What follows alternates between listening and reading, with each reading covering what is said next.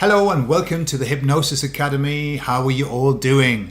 Today I'm talking about a couple of things. I'm talking about the new courses that we have available now on our site, and also about the ability to become an affiliate so that you can actually help to build the site and also earn some money at the same time.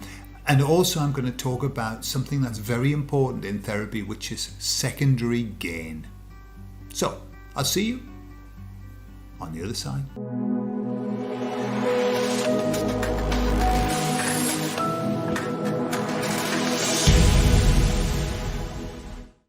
So recently we've just uploaded the first two home courses for hypnosis to the site. One is learning to be a clinical hypnotherapist, and the other is learning to help people to have a past life regression and work with the higher self, all in hypnosis. So those two courses are now available on the site that you can download digitally with all of the scripts, etc. Okay, and obviously what I've done is I've combined two courses together to give you more content and more live examples, etc. Also, if you're interested, if you have a social network, then what you can do is you can become an affiliate member of the website. I didn't know how to do this. I've set it up. We're still having a few teething problems with it. But basically what happens is this. You become an affiliate, you spread the word and share the links, and then if anybody purchases the course, then you get 20%, I think. 20% of the sale. So it's worth it. And it would be very nice if you want to help me as well to grow the site.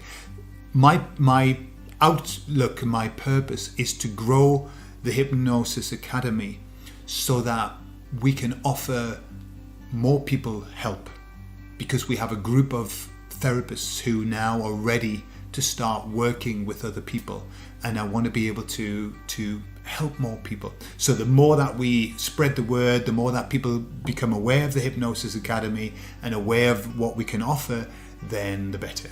So that's why I've done this affiliate thing. So if you're interested, all you do is go to the website and choose become an affiliate and fill out the forms, and I will maybe do a little video on how to do that properly, because some people are managing and some people aren't managing. So it's obviously a little bit more complex than it should be. So there you are. That's that bit. All the links are down below in the video information. Now I just want to quickly touch on secondary gain. As a therapist, every now and again you're going to come across something, which is you're going to work with somebody and you're going to get the sense that they don't want to get better. So imagine you have processes that you've seen work over and over again, and you work with people and people go, wow man, that's really changed my life, thank you so much, I feel so free and liberated. And you think, wow, these are good techniques. And then you work with somebody and you get back to them and they say, don't feel it, I feel worse, don't feel any better, it's not working for me. Okay, now that can be that maybe those techniques are just not right. So obviously you've always got to be considering, right, maybe I need to do something else. But sometimes what happens is this, that some people don't want to lose their problem. Why? And what sense would that make? Why wouldn't people want to lose the problem? Well, it's because sometimes they have what's called secondary gain. That means that they gain something from having the problem. And what they gain is more important to them than getting rid of the problem. Does that make sense? Let me give you an example. So imagine a wife has some kind of debilitating illness, for example, agoraphobia. So she can't go out. And she's had lots and lots and lots of therapy, and yet she still can't go out. And so when you look at it, you talk to her and you find out that since she's had agoraphobia, and the clients often tell you what the secondary gain is without realizing.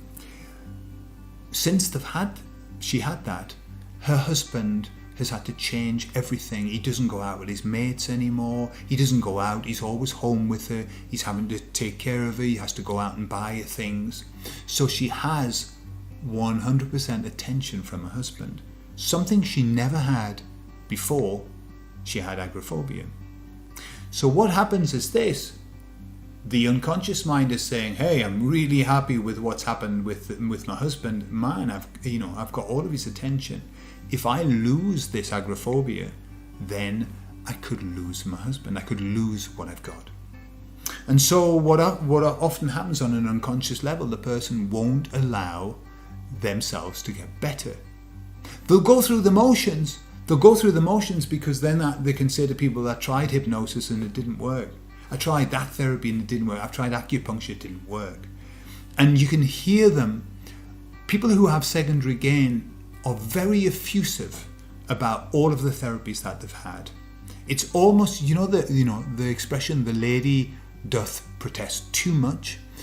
When you hear people going, I've tried that, it didn't work, it's just, and I'm worse now. It's almost like they're telling you because they need to convince you that they've tried everything and they still have no relief. How do you overcome secondary gain? Well, it's a very difficult one, because you've got to try and make your client become aware of the secondary gain, to become aware of it. But deep down, they already know it. They already know what it is.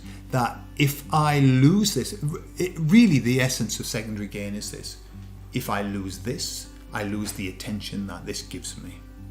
Okay? That's basically what it is. So there's an expression, and this is the expression, which is, when you're sick and tired of being sick and tired, that's when you'll do something about your life. Anthony de Mello says this, that as a psychologist, his job was to help people to get up again after they've fallen down, to get up. And yet as a spiritual leader, he knew that his job was to let people hit the bottom. Because it isn't until you hit the bottom that you actually are ready and willing to do something. So I liken it to being in a swimming pool, a deep swimming pool. Right? If you're midway down, just bobbing like this, you can't really go anywhere. You can be moving, but nothing much is happening. When you get to the bottom of the swimming pool, that's when you can push off. That's when you can push off the bottom and shoot up to the top again and hit the surface. And that's kind of where you need your clients to be. Trying to convince a client that they should get better is going to waste your time and waste their time. So if you feel that your client really is going through the motions, and you get a sense after a while, you don't know at the beginning, but after a while you get a sense that they might be going through the motions, through your conversations you realize that this debilitation is actually getting them something, then that would probably be the time for you to say, right, I think I've probably done all that I can do for the moment, but I'm here for when you need me again. And leave that door open. And then very likely they'll come back to you, but when they've hit the bottom, when they are sick and tired of feeling sick and tired, when their husband says to them, I'm not going to do this anymore, I can't do it, it's too much.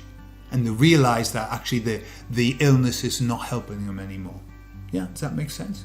So watch out for that. It isn't often, it isn't common, but every now and again you'll come across it, and you'll know after a while, you go, oh, I have a feeling that this person doesn't want to get well. And it's normally because they've got something else that's even better than that. Yeah. Okay, so I hope to see you in the affiliate program, and if you're interested in becoming a clinical hypnotherapist or learning how to do PLR and higher self work, the courses are there available to be downloaded now. Okay, see you later.